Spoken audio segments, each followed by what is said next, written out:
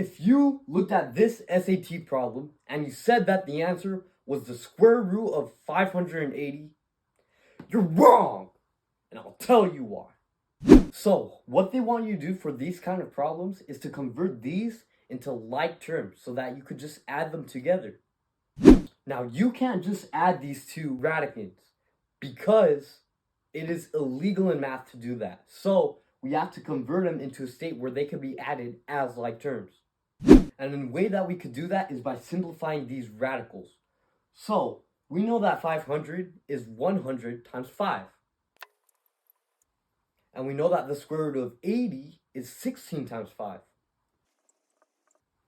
Now, notice the common factor. We have two 5s.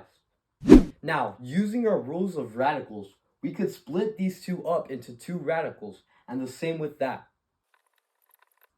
Now, the reason I chose to multiply 5 by 100 and 5 by 16 is because both 100 and 16 are perfect squares, which means they could be square rooted and you could get a perfect integer, which is what we have right here. We know that the square root of 100 is just 10.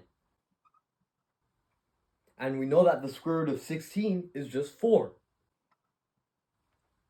Now, once we add these to the numbers, we now have like terms. We have two square roots of 5, which then we could just add based off the number in the front. So really, this is just 10 plus 4, which is 14. And don't forget that radical 5, which means the final answer is 14 radical 5. God bless.